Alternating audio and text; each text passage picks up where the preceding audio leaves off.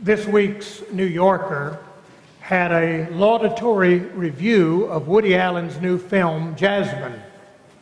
And the reviewer concluded the review by saying, Woody Allen has done a great job of satirizing the lifestyles of the rich who cocoon themselves against trouble in the world with their luxuries.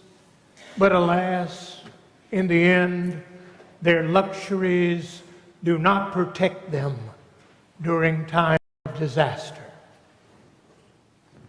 And I thought that was sort of impressive that a writer for the New Yorker could castigate people who read the New Yorker with that kind of statement. And it's kind of amazing that Woody Allen could, in his satirical movie Jasmine, castigate people like me who go to see Woody Allen movies. And so we should not be therefore surprised that Jesus should speak words that castigate people like me and like you who come to hear the words of Jesus. He does that in one of his most prominent parables that you have just heard read. It is the parable of a man of business, a farmer, whose good business practices produce an abundant harvest. He is the beneficiary of a great, successfully executed plan of business. In fact, his harvest is so great, he doesn't have room for it in his barns.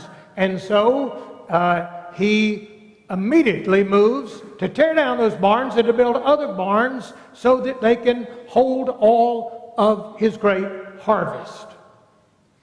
I'm getting ready to teach a course in the Doctor of Ministry program at Duke on leadership.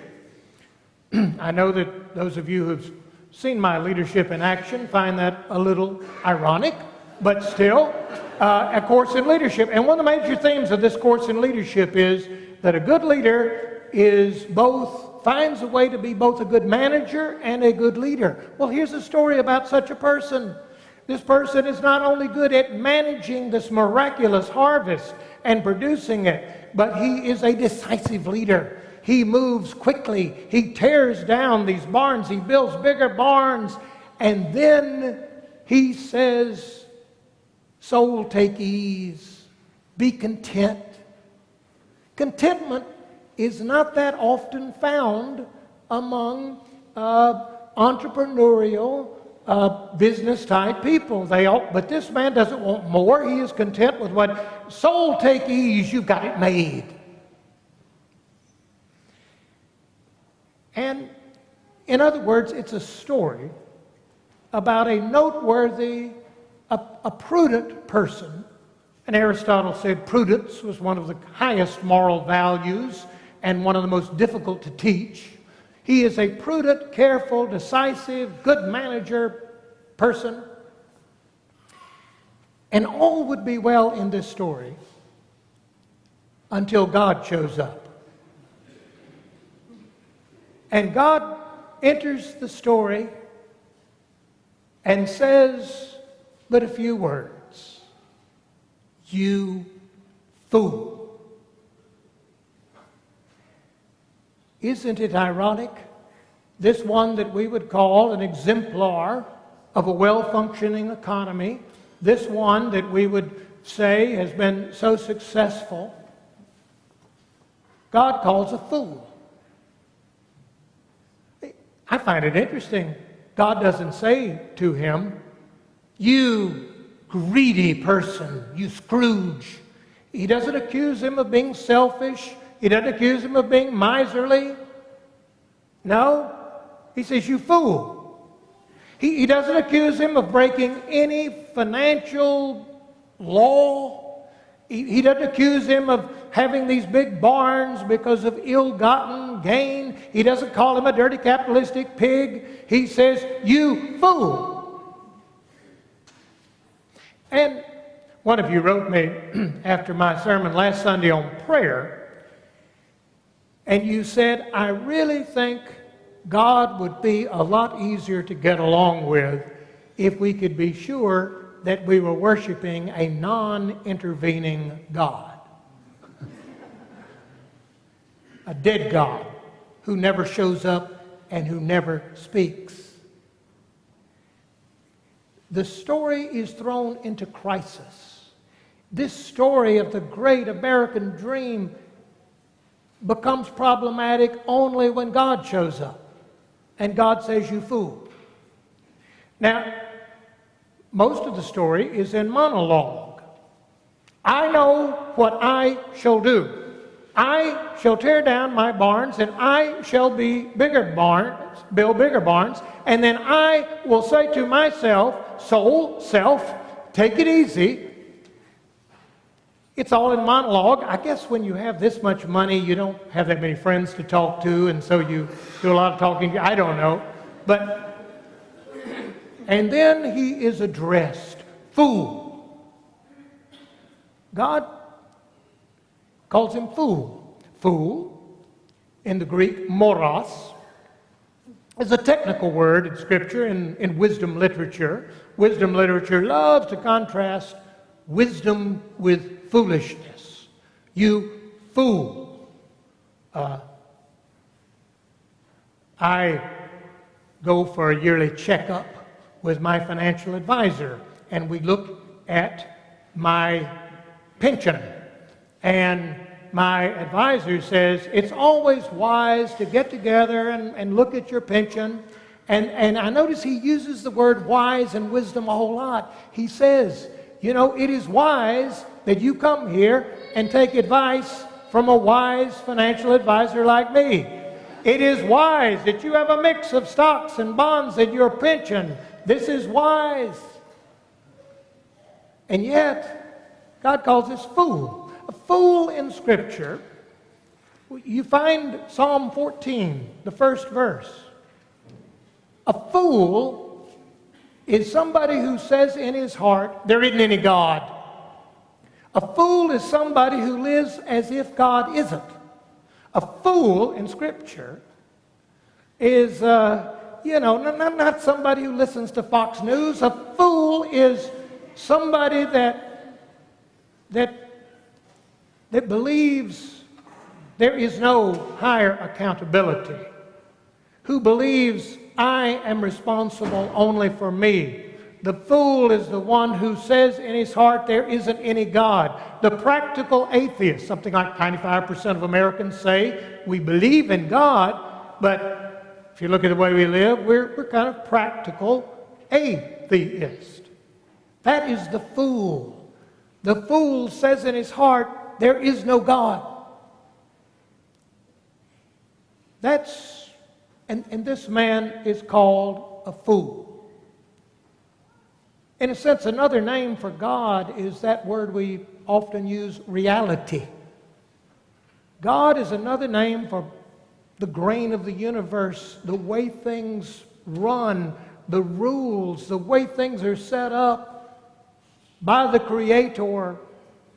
And the fool says in his heart, none of that applies to me. I have found a way through my effort and my things to kind of build a firewall against all of that. And God calls that foolish.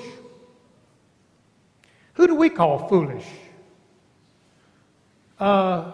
Listening last week to NPR, I can mention that Tobin Penner can't stand people who refer to NPR in conversation, but he's not here today, so I was listening to NPR, and they had a great program on obesity in America, the epidemic of obesity. And the commentator said that there is a direct correlation between obesity and poverty and lack of education. And she noted it's no wonder that the two states with the highest rates of childhood obesity, Mississippi, Alabama, are also states with high poverty rates, with low education rates. She said, the trouble with uneducated parents is they buy the wrong food for their children and they pay too much for that food, and thus you have the problem of obesity. Okay. And then she said, they just don't know how to make wise decisions. But I've looked back through the Gospel of Luke, and I've counted 3 parables, almost in succession, where Jesus slams rich people as being stupid. In fact, he famously says in this gospel, I tell you, it is hard to save these rich ones. It is. How hard is it, Jesus? It's as hard as it is to shove a fully loaded dromedary through the eye of a tiny little needle. Wow, that's hard. And I have looked through this gospel, and there is not one single parable criticizing poor people. Nowhere that Jesus says the poor are foolish. It's we are the ones.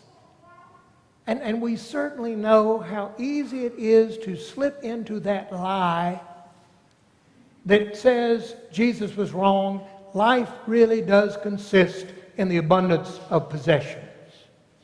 I got the pension, I got the alarm system, I got the stuff, I got the... I'm insulated. It's so easy to do that. In fact, it's so easy to do it, it makes me want to ask Jesus, okay, I know that there's a line you cross over when these riches that you accumulate become your spiritual undoing. Yeah, that is so easy to do. And how do you know that line, Jesus? We only, in my experience, accumulate riches for good reasons. Why are you working so hard? Why are you spending so much time at the office? I'm doing it for my family, okay? I'm doing it for the kids, to provide a better life for my children. Why are you working so hard? You're 67 years old. You should be retired. And I said, not only I'm doing it for the bishop, but I say, hey, I don't want to be a burden on my children later. I'm doing it for them. There does seem to be something about self-deceit and riches that go together. Yeah, okay. But how do you know? In that fateful annual meeting with my investment counselor, he asked me, now what is your goal? We need to know your financial goals if we can devise a good investment strategy. And I said, I formed my financial goal when I was 9 or 10 years old. My mother, I grew up in a single-parent family. My mother was a school teacher, taught 12 months a year. I remember the evening my mother cleared the dishes away, and she sat at the dining room table with her checkbook open, and she sat there all evening. And I said to her, can't you come read a story? And she said, I will in a minute, but the man at the service station told me that I need a new battery for the car. And that battery costs $19. And I got to sit here till I figure out how I can find $19 in my bank account to pay for that battery. And I didn't know a lot at 9 or 10 years old, but I knew enough to stand there and say, as God is my witness, I will never be in this situation myself. And I succeeded. And yet, how do I know when I've crossed that line between prudent, careful, wise financial planning and into sinful self-deceit, atheistic rebellion against? How do you know when you... It's hard. Which makes me glad that on this Sunday, when we read a tough parable like this one, and we admit to the enigmatic quality of sinfulness. It makes me glad we're having communion. And when we have communion, you'll note I don't stand up and say, everybody that's got your slate clean, come on down to the front here and have some body and blood of Christ. This is only for sinners. And a lot of the sin we commit, we commit it in the interest of doing good. And we don't know the foolishness and the wisdom, and Jesus says, well, come on down and have some grace anyway. It's only for sinners, thank God. And just one more thing. Back at the divinity school, I had this student show up. And he said, I got married this summer. And my wife and I have a real dilemma that we would like you to help us with. And I said, oh, that's good, because I've got a wonderful marriage, and you've come to the right place. And he said, well, it really doesn't have anything to do with our marriage. The point is, we grew up in affluent homes in North Carolina. I have always had everything I needed and more. And I got to tell you, I'm not proud of this, but I like nice stuff. I like a nice bicycle. I like a nice audio system. I like nice things. I said, oh, okay. I don't know that that's a sin. He said, well, the trouble is I've done some research and I found out the starting salaries of Methodist preachers in North Carolina. And my wife and I have prayed about this. We're just not really sure if we can handle this. And I wanted to come and ask you for advice. And I said to him, you made a good grade in my class, but I didn't know how wise you are. You are really wise to come in here and talk to me about this. I tell you, I have seen it. I have seen some great Methodist preachers fall away because of money. I tell you, I have seen some Methodist preachers sell their soul for a $400 raise. You are so wise to be thinking about this at this formative stage in your career. I tell you, there are few decisions a young clergy couple can make more important than deciding how much money it takes you to be happy and to live. This is so wise of you. And then he said, I've been looking on the United Methodist website, and I saw that last year you as a bishop made $122,000 plus housing. And I was just curious how you and your wife thought about that since you're working for Jesus. I don't remember whether he said it or I said it or God said it. But I do remember it being said, you fool.